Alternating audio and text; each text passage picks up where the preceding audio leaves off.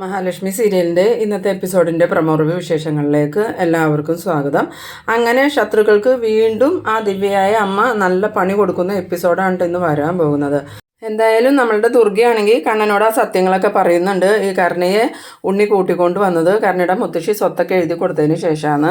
അത് കേട്ടതും ഈ കണ്ണൻ ഉണ്ണിയോട് അത് ചോദിക്കാൻ ചെല്ലുമ്പം ഉണ്ണി അതെല്ലാം സമ്മതിക്കുന്നുണ്ട്. എന്നിട്ട് പറയുന്നുണ്ട്, ഞാൻ പിന്നെ പുണ്യം കിട്ടാനാണോ അവളെ വിളിച്ചുകൊണ്ട് വന്നത്, എനിക്ക് കുറച്ച് പൈസയുടെ ആവശ്യമുണ്ട്, അത് നടത്താൻ വേണ്ടിയിട്ട് തന്നെയാണ് ഞാൻ അവളെ വിളിച്ചുകൊണ്ട് വന്നത്. അവളുടെ മുത്തശ്ശിക്കാണെങ്കിൽ അവളെ എൻ്റെ കൂടെ എങ്ങനെയെങ്കിലും പറഞ്ഞു വിടണം എന്നുള്ള ചിന്തയായിരുന്നു.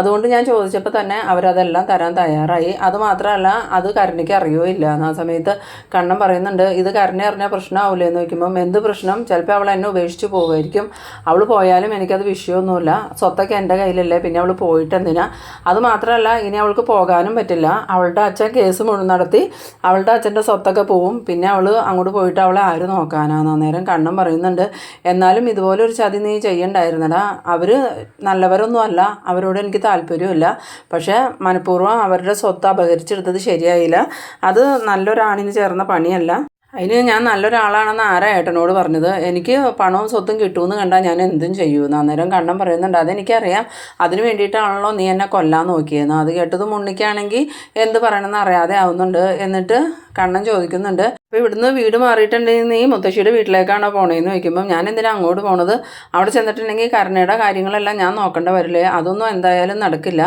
അതെന്താടാ നീ അങ്ങനെ പറയണ, ഭാര്യയുടെ കാര്യം ഭർത്താവല്ലേ നോക്കണ്ടേന്ന് ചോദിക്കുമ്പം, എനിക്കിപ്പോൾ അങ്ങനെ അവളുടെ കാര്യങ്ങൾ നോക്കേണ്ട ആവശ്യമൊന്നുമില്ല, അല്ലെങ്കിൽ തന്നെ അവൾ അഹങ്കാരിയാണ്, ഇപ്പം തന്നെ ഇവിടെ ഒതുങ്ങി നിൽക്കുന്നത് അവളുടെ അച്ഛൻ കേസിൽ കുടുങ്ങിയതുകൊണ്ട് മാത്രം, അല്ലെങ്കിലും അവളിപ്പോൾ പറഞ്ഞിട്ടാണ് പോയത്, മുത്തശ്ശിയുടെ വീട് സ്ഥലമൊക്കെ വിറ്റ് അവളുടെ പേരിൽ അക്കൗണ്ടിലിട്ടിട്ട് അവൾ എവിടെയെങ്കിലും ഒറ്റയ്ക്ക് പോയി താമസിച്ചോളാം, എൻ്റെ ആവശ്യം അവൾക്ക് ഇല്ലയെന്നാണ് പറഞ്ഞതെന്ന്. അന്നേരം കണ്ണൻ പറയുന്നുണ്ട്, അതെങ്ങനെ നടക്കും, മുത്തശ്ശിയുടെ വീടും സ്ഥലമൊക്കെ ഇപ്പം നിൻ്റെ പേരിലല്ലേ എന്ന് ചോദിക്കുമ്പം, അതിന് അത് അവൾക്ക് അറിയില്ലല്ലോ, അതിൻ്റെ അഹങ്കാരം അവൾക്ക്, അത് അറിഞ്ഞു കഴിയുമ്പോൾ അവളുടെ അഹങ്കാരമൊക്കെ പോയി അവളിവിടെ ഏതെങ്കിലും ഒരു മൂലൊക്കെ കിടന്നോളൂ എന്ന്. അന്നേരം കണ്ണൻ ചോദിക്കുന്നുണ്ട്, എന്നാലും നീ ഒരു മനുഷ്യനാണോടാ, സ്വന്തം ഭാര്യയെക്കുറിച്ചല്ലേ നീ ഇങ്ങനെ ചിന്തിക്കണേന്ന് ചോദിക്കുമ്പോൾ, പണത്തിന് മുന്നിൽ ഭാര്യയോ ഭർത്താവെന്നോ അച്ഛനോ അമ്മയെന്നുള്ള ബന്ധമൊന്നും എനിക്കില്ല, എന്തായാലും അവളുടെ അച്ഛൻ്റെ ഇന്ന് നഷ്ടപരിഹാരവും ഞാൻ മേടിച്ചെടുക്കുമെന്ന്. അന്നേരം കണ്ണൻ പറയുന്നുണ്ട്, നിനക്ക് നാണോ ഇല്ലേടാ സ്വന്തം അച്ഛൻ്റെ രക്തത്തിൻ്റെ വില വാങ്ങാമെന്ന് ചോദിക്കുമ്പോൾ, ഞാൻ എന്തിനാണ് കാണിക്കണത്, അല്ലെങ്കിൽ തന്നെ അച്ഛനായിട്ട് എനിക്കൊന്നും സമ്പാദിച്ച് തന്നിട്ടില്ല, പിന്നെ അച്ഛൻ്റെ മരണം കൊണ്ട് അങ്ങനെ ഒരു ഗുണം ഉണ്ടാവുകയാണെങ്കിൽ അതെങ്കിലും ഉണ്ടായിക്കോട്ടെ എന്ന്. പിന്നീട് കാണിക്കുന്നത് നമ്മളുടെ മഹാലക്ഷ്മീനെയും കുഞ്ഞിനെയാണ്. മഹാലക്ഷ്മിയും കുഞ്ഞും നല്ല സന്തോഷത്തിൽ തന്നെ ഇരിക്കുന്നുണ്ട്. അന്നേരം ലേഹ അങ്ങോട്ട് വന്നിട്ട് പറയുന്നുണ്ട്, ഇന്ന് അമ്മയും കുഞ്ഞും ഭയങ്കര സന്തോഷത്തിലാണല്ലോ, എന്തായാലും ഞങ്ങൾ 2 ദിവസം കൂടെ അല്ലേ ലേഹ ഇവിടെ ഉണ്ടാവുള്ളൂ എന്ന് പറയുമ്പം, എനിക്ക് അതാ വിഷമം, നിങ്ങൾ പോണത് എനിക്ക് സഹിക്കാനേ പറ്റണില്ല എന്ന് പറയുമ്പോൾ, അതിനെന്താ ലേഹ, ഞങ്ങൾ പോയാലും ഇടയ്ക്ക് ഇങ്ങോട്ട് വരുമല്ലോ, അതുമാത്രമല്ല വേണമെങ്കിൽ നീയും ഞങ്ങളുടെ കൂടെ പോരെ, നിനക്കും കുറച്ച് ദിവസം അവിടെ നിൽക്കാമല്ലോ എന്ന് പറയുമ്പോൾ, അതൊന്നും ശരിയാവില്ല, അവിടെ ആ ഉണ്ണിയും ഈ കണ്ണേട്ടൻ്റെ രണ്ടാനമ്മയും ആ കരുണയൊക്കെ ഇല്ല, അവരെ കാണുമ്പോൾ തന്നെ എനിക്ക് ദേഷ്യം വരുമെന്ന്. അന്നേരം മഹാലക്ഷ്മി പറയുന്നുണ്ട്, അമ്മ ശരിക്കും മാറിയെന്ന് തന്നെയല്ലേ എനിക്ക് തോന്നണത്, പിന്നെ ഉണ്ണിയുടെയും കരുണയുടെയും കാര്യം അവരൊരിക്കലും മാറാൻ പോണില്ല, അതിനെക്കുറിച്ച് നമ്മൾ പ്രതീക്ഷിക്കുകയും വേണ്ട, എന്തായാലും ഞാൻ ചെന്നതിന് ശേഷം കണ്ണേട്ടൻ എന്തൊക്കെയോ കാര്യങ്ങൾ തീരുമാനിക്കുമെന്നാണ് പറഞ്ഞേക്കണേന്ന് പറയുമ്പോൾ, ലേഖ പറയുന്നുണ്ട്, ഇനി മഹിയായിട്ട് അനീതിയോട് വലിയ സ്നേഹമൊന്നും കാണിക്കാൻ നിൽക്കണ്ട, അങ്ങനെ സ്നേഹം കാണിച്ചിട്ടുണ്ടെങ്കിൽ അത് നമ്മുടെ കുഞ്ഞിനെ ആയിരിക്കും ബാധിക്കണം, ആ കരുണയുടെ ഉള്ളിൽ എപ്പോഴും ഒരു കൊലയാളി ഉണ്ട്, അവൾ എപ്പോൾ വേണമെങ്കിലും കുഞ്ഞിനെ അപായപ്പെടുത്താൻ ശ്രമിക്കും, അതുകൊണ്ട് മഹി അവിടെ ചെന്ന് കഴിഞ്ഞാൽ ആ നിമിഷം തന്നെ ആ കരുണയെ ഉണ്ണിയെ അവിടെ നിന്ന് പുറത്താക്കിക്കൊള്ളണമെന്ന്. പിന്നീട് കാണിക്കുന്നത് നമ്മളുടെ പ്രതാപനെയും പ്രതാപൻ്റെ അമ്മേനെയാണ്. പ്രതാപൻ്റെ അമ്മയാണെങ്കിൽ പ്രതാപനോട് പറയുന്നുണ്ട്, എടാ പ്രതാപ, നാളെ മഹാലക്ഷ്മിയുടെ കുഞ്ഞിൻ്റെ നൂലുകെട്ടാന്നാ പറഞ്ഞ്, കാരണം മോൾക്ക് ഒട്ടും സഹിക്കാൻ പറ്റണില്ല, ഇനിയിപ്പോൾ നമ്മളുടെ കുഞ്ഞിൻ്റെ അവസ്ഥ എന്താവും, മഹാലക്ഷ്മി കുഞ്ഞുമായിട്ട് കമലേശ്വരത്തേക്ക് വന്നു കഴിഞ്ഞാൽ മഹാലക്ഷ്മിയും കുഞ്ഞും കണ്ണനും സന്തോഷമായിട്ട് ജീവിക്കണ കാണുമ്പം എൻ്റെ കരുണമോൾക്ക് മാത്രം സന്തോഷമൊന്നുമില്ലാണ്ട് അവിടെ ജീവിക്കേണ്ടി വരും, അതുമാത്രമല്ല ആ ഉണ്ണി ഉണ്ടല്ലോ, അവൻ വെറും ദുഷ്ടനാ, ഇപ്പോൾ എൻ്റെ കയ്യിലുള്ള എല്ലാ സമ്പാദ്യവും വാങ്ങിയെടുത്തിട്ടും അവനിപ്പോൾ നഷ്ടപരിഹാരം വേണമെന്നാണ് പറയുന്നത്.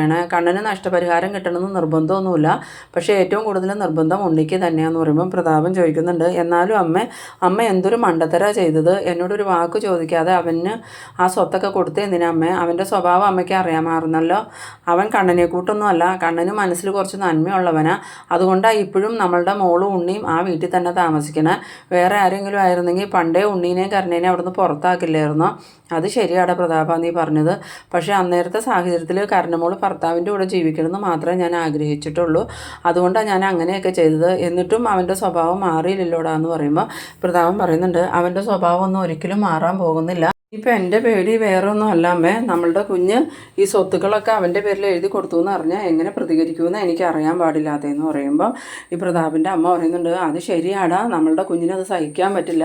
ഇപ്പം തന്നെ എൻ്റെ വീടും സ്ഥലമൊക്കെ ഉണ്ടല്ലോ എന്നുള്ള സമാധാനത്തിലാണ് കരുണമോൾ ഇരിക്കണേന്ന്. എന്തായാലും കരുണമോൾ എന്തെങ്കിലും കടുങ്കൈ ചെയ്താൽ അതും പിന്നീട് ദൂഷ്യാവുമല്ലോ. ഇനിയിപ്പോൾ മഹാലക്ഷ്മിയുടെ കുഞ്ഞിനെ കരുണമോൾ ഉപദ്രവിക്കാൻ ശ്രമിക്കുമെന്ന് ചോദിക്കുമ്പം പ്രതാപൻ പറയുന്നുണ്ട്, അങ്ങനെയൊന്നും ചെയ്യില്ലായിരിക്കും എന്ന് പറഞ്ഞതും പ്രതാപൻ്റെ അമ്മ പറയുന്നുണ്ട്, ഇല്ലടെ പ്രതാപ, ആ കുഞ്ഞിനെ ചിലപ്പോൾ ആർക്കും ഒന്നും ചെയ്യാൻ പറ്റില്ലായിരിക്കും. നമ്മൾ മഹാലക്ഷ്മിയെയും കണ്ണനെയും കൊല്ലാനായിട്ട് എത്ര പ്രാവശ്യം നോക്കി, എന്നിട്ട് നമുക്ക് സാധിച്ചോ? അവർക്ക് എന്തോ ദൈവിക ചൈതന്യമുണ്ട്. അതുപോലെ തന്നെ ആയിരിക്കും അമ്മ ഇനി ആ കുഞ്ഞും ദൈവത്തിൻ്റെ അവതാരമായിരിക്കും എന്ന് ചോദിക്കുമ്പം പ്രതാപൻ്റെ അമ്മ പറയുന്നുണ്ട്, അത് പറയാൻ പറ്റില്ലടാ, ആ കുഞ്ഞിൻ്റെ കഴുത്തിൽ കറുത്തൊരു മറുകുണ്ടെന്നാണ് പറഞ്ഞത്. അങ്ങനെ മറുകുമായിട്ട് ജനിക്കുന്ന കുഞ്ഞുങ്ങൾക്കെല്ലാം ദൈവിക ശക്തി ഉണ്ടെന്ന് ഞാൻ കേട്ടിട്ടുണ്ട്. അതുകൊണ്ട് തൽക്കാലം നമ്മൾ അടങ്ങി ഒതുങ്ങി ഇരിക്കണേയായിരിക്കും നമുക്കും നമ്മളുടെ കുഞ്ഞിനും നല്ലതെന്ന് അന്നേരം പ്രതാപം പറയുന്നുണ്ട്. അതമ്മ പറഞ്ഞത് നേരാ, പക്ഷേ കരുണമോളെ ഇതെങ്ങനെ പറഞ്ഞ് വിശ്വസിപ്പിക്കും? നമ്മളെങ്ങനെയെങ്കിലും കരുണമോളെ അടക്കി നിർത്തണോടാ, ഇല്ലെങ്കിൽ നമ്മളുടെ കുഞ്ഞിൻ്റെ നമ്മുടെയൊക്കെ ജീവിതം പോകുന്നു. പിന്നീട് കാണിക്കുന്നത് ആ ദിവ്യയായ ഒരമ്മ അമ്പലത്തിൽ നിന്നിങ്ങനെ പ്രാർത്ഥിക്കുന്ന സമയത്ത് ആ അമ്മയുടെ മനസ്സിലേക്ക് എന്തൊക്കെയോ കാര്യങ്ങൾ വരുന്നുണ്ട്. കണ്ണനെയും മഹാലക്ഷ്മിയെയും കുഞ്ഞിനെയും അപായപ്പെടുത്താൻ വേണ്ടിയിട്ട് ആരൊക്കെയോ തയ്യാറെടുക്കുന്നുണ്ടോ എന്നുള്ള ആ ഒരു ചിന്ത വന്നിട്ട് അവർ ഭഗവാനോട് പ്രാർത്ഥിക്കുന്നുണ്ട്. മഹാലക്ഷ്മിക്കും കണ്ണനും ആ കുഞ്ഞിനും ഒരാപത്തും വരുത്തല്ലേ ഭഗവാനെ, അവരെ ആപത്തിപ്പെടുത്താൻ വരുന്ന ശത്രുക്കൾക്കൊക്കെ നല്ല പണി കൊടുക്കണേ, ശത്രുക്കളെ തകർത്ത് കളയണേ എന്നൊക്കെ പറഞ്ഞിങ്ങനെ പ്രാർത്ഥിച്ചുകൊണ്ട് നിൽക്കുന്ന സമയത്ത് മാർക്കോ വരുന്നുണ്ട്. മാർക്കോ വന്നതും അമ്മയെടുത്ത് ഇങ്ങനെ അടുത്ത് തന്നെ നിൽക്കുന്നുണ്ട്. അമ്മ കണ്ണ് തുറന്ന് നോക്കുമ്പോൾ, മാർക്കോ നീ വന്നായിരുന്നോ, ഞാൻ നിന്നെ പ്രതീക്ഷിച്ച് നിൽക്കുമായിരുന്നു എന്ന് പറയുമ്പം എനിക്ക് എൻ്റെ ഉള്ളിൽ നിന്നൊരു തോന്നലുണ്ടായി, അമ്മ എന്നെ കാണാൻ ആഗ്രഹിക്കുന്നുണ്ടെന്ന്. അതാ ഞാനിങ്ങോട്ട് വന്നേ. എന്താ അമ്മ എന്നെ കാണാൻ ആഗ്രഹിച്ചത്? അവിടെ കണ്ണൻ സാറിനോ മഹാലക്ഷ്മിക്കോ എന്തെങ്കിലും കുഴപ്പം വരാൻ പോകുന്നുണ്ടോ എന്ന് ചോദിക്കുമ്പോൾ എന്തോ ഒരാപത്ത് വട്ടം ചുറ്റുന്നുണ്ട്, പക്ഷേ അത് അവരെ തൊടുവൊന്നുമില്ല, എല്ലാ ആപത്തുകളും തട്ടി നീങ്ങിപ്പോവും, പക്ഷേ ഇനിയും അവരെ അപകടപ്പെടുത്താൻ നോക്കണം, അവരെ വെറുതെ വിടരുത് മാർക്കോ എന്ന്. അന്നേരം മാർക്കോ ചോദിക്കുന്നുണ്ട്, ആരാ അമ്മേ അവരെ അപകടപ്പെടുത്താൻ നോക്കണത്? ആ പ്രതാപനും വാമദേവനും ഞാൻ കണക്കിന് കൊടുത്തിട്ടുണ്ട്, പിന്നെ ഉണ്ണിയാണെങ്കിൽ കാലൊടിഞ്ഞിരിക്കുകയല്ലേ, അവർ 3 പേരും കൂടാതെ വേറെയും ശത്രുക്കളുണ്ട്. എന്തായാലും ഒന്ന് സൂക്ഷിക്കാൻ ആ മോളോടും കണ്ണനോടും പറയണം. പിന്നെ ആ കുഞ്ഞിൻ്റെ കാര്യത്തിൽ പേടിക്കാനൊന്നുമില്ല, എന്ത് പ്രതിസന്ധി ഉണ്ടായാലും അതെല്ലാം തരണം ചെയ്ത് ആ കുഞ്ഞ് മുന്നോട്ട് തന്നെ വരും. അതോർത്ത് നീ ടെൻഷനാവുമൊന്നും വേണ്ട. നൂലുകെട്ട് ചടങ്ങ് കഴിഞ്ഞ് കഴിഞ്ഞാൽ പിന്നെ കുഞ്ഞിൻ്റെ കാര്യത്തിൽ ഒന്നും പേടിക്കാനില്ല എന്ന്.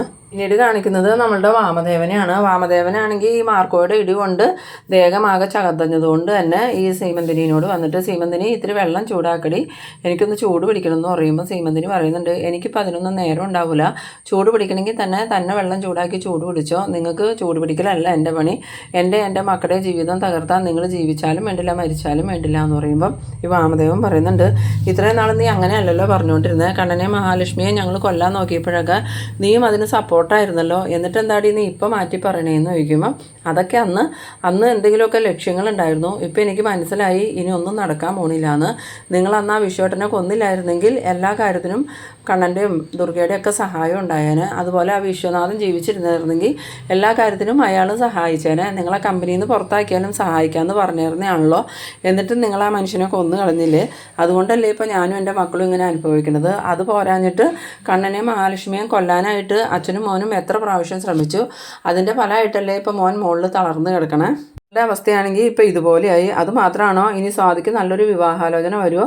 സ്വന്തം പെങ്ങളുടെ ഭർത്താവിനെ കൊന്ന കൊലയാളിയുടെ മോളെ വിവാഹം കഴിക്കാൻ ഏതെങ്കിലും ഒരു പയ്യൻ തയ്യാറാവോ? അങ്ങനെ ഏതെങ്കിലും ഒരു പയ്യൻ തയ്യാറായാൽ തന്നെ കോടികളായ സ്ത്രീധനം കൊടുക്കേണ്ടി വരും. അങ്ങനെ കൊടുക്കാൻ ഇവിടെ ഇയാളുടെ കയ്യിൽ എന്തെങ്കിലും ഉണ്ടോ?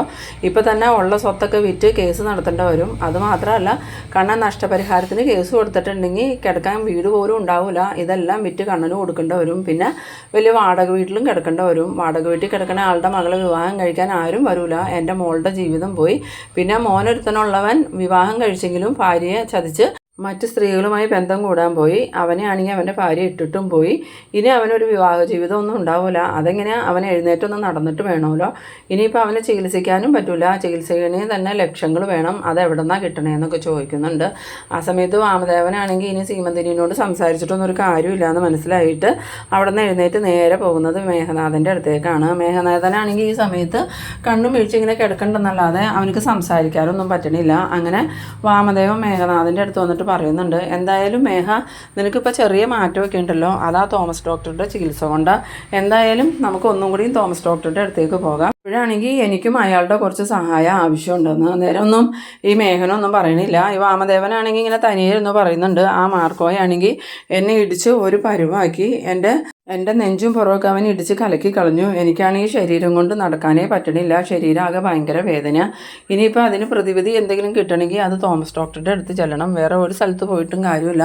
അതുകൊണ്ട് നമുക്ക് രണ്ടുപേർക്കും കൂടി തോമസ് ഡോക്ടറുടെ അടുത്തേക്ക് പോകാടെ മേഘ എന്ന് പറയുമ്പം മേഘനാണെങ്കിൽ ആന്നുള്ള രീതിയിൽ ഇങ്ങനെ തലയാട്ടുന്നുണ്ട്. പിന്നീട് കാണിക്കുന്നത് നമ്മളുടെ കരുണേനെയാണ്. കരുണയാണെങ്കിൽ അടുക്കളയിലേക്ക് വരുന്നുണ്ട്. അടുക്കളയിൽ വരുമ്പം ദുർഗയാണെങ്കിൽ അവിടെ ഭക്ഷണം ഉണ്ടാക്കിക്കൊണ്ടിരിക്കുകയാണ്. കരുണ പതിയെ ദുർഗയുടെ അടുത്ത് വന്നിട്ട് ചോദിക്കുന്നുണ്ട്, അമ്മേ ഞാൻ സഹായിക്കട്ടെ എന്ന് ചോദിക്കുമ്പം, വേണ്ട, നിൻ്റെ ഒരു സഹായം എനിക്കിവിടെ ആവശ്യമില്ല. പിന്നെ നിനക്ക് ജോലി എടുക്കണമെന്ന് നിർബന്ധമാണെങ്കിൽ നീ പെരയൊക്കെ ഒന്ന് അടിച്ച് തുടയ്ക്കുമെന്ന് പറയുമ്പം കരുണ പറയുന്നുണ്ട്, അതെങ്ങനെയാണ് അമ്മേ ഞാൻ തുടയ്ക്കണേ? ഞാൻ ഈ ഒരു അവസ്ഥയിൽ പെര തുടച്ചിട്ടുണ്ടെങ്കിൽ അതെനിക്ക് പ്രശ്നമാവില്ലേ എന്ന് ചോദിക്കുമ്പം, എന്ത് പ്രശ്നം? ആ മഹാലക്ഷ്മി ഇവിടെ ഉണ്ടായിരുന്നപ്പം അവൾ എല്ലാ പണിയും ചെയ്യുമായിരുന്നല്ലോ, എന്നിട്ട് അവൾക്കോ കുഞ്ഞിനോ ഒരു പ്രശ്നം ഉണ്ടായില്ലല്ലോ. ആകെ പ്രശ്നം ഉണ്ടായത് നീ സ്റ്റെപ്പിൽ നിന്ന് ഉന്തി ഇട്ടപ്പോൾ മാത്രം, അല്ലാണ്ട് വേറൊരു കുഴപ്പം മഹാലക്ഷ്മി പറഞ്ഞിട്ടില്ലല്ലോ എന്ന് പറയുമ്പം കരുണ പറയുന്നുണ്ട്, ഞാൻ ലക്ഷ്മീനെ പോലെയാണോ അമ്മേ?